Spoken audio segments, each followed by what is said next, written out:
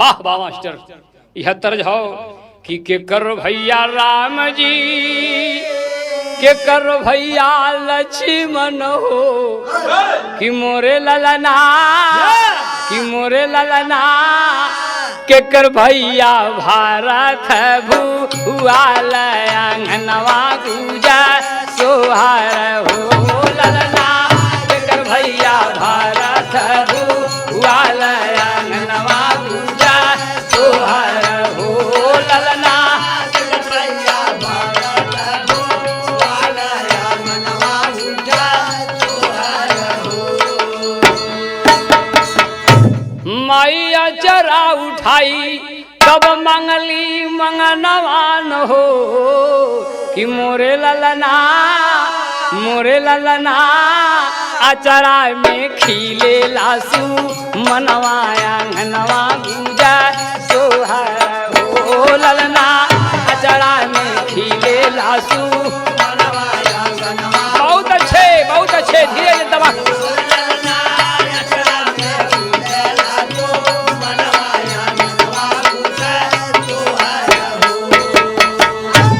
अरे अचरा उठाई माई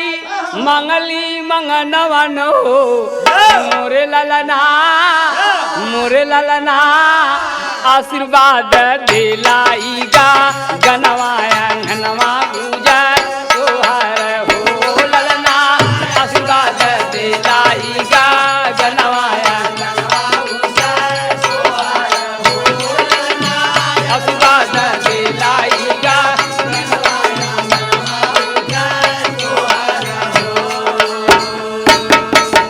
ए बाबू और कहा हो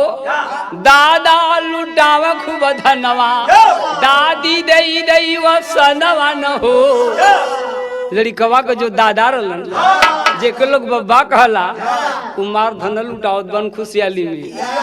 दादा लुटाव खूब धनवा दादी दई दई वसनवा न हो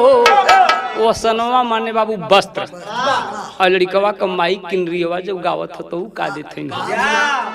दादा लुटाव खूब धनवा दादी दई दई वसनवा न हो कि मोरे ललना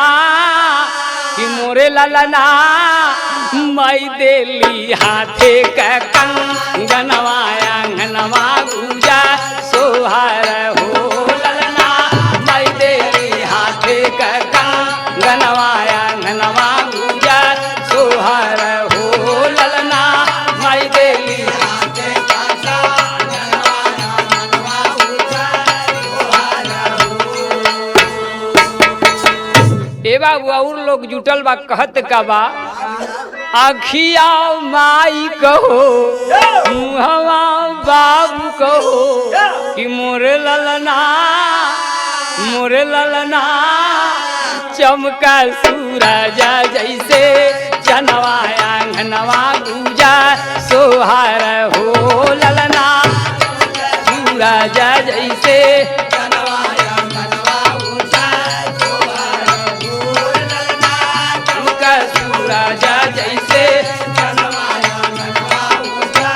सोहार हो। और कवि क्या लिखे जैसे बढ़े गंगा का लहर जैसे बढ़े गंगा का लहर वैसे बढ़े लाल का उमर कि मोरे ललना अरे खुशिया दबाव नित चारनवा अंगनवा गुजा सोहार हो ललना खुशिया दबाव नित चारनवा अंगनवा गुजा सोहार हो ललना खुशिया दबाव नित चारनवा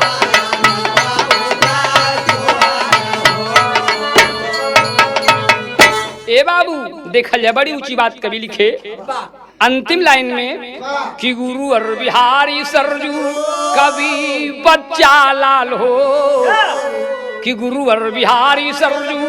कवि बच्चा लाल हो कि मोरे ललना अरे गाय के खंजाटी बनया नरिया अंगनवा गुजा सोहार हो ललना गाय के खंजाटी बनया नरिया अंगनवा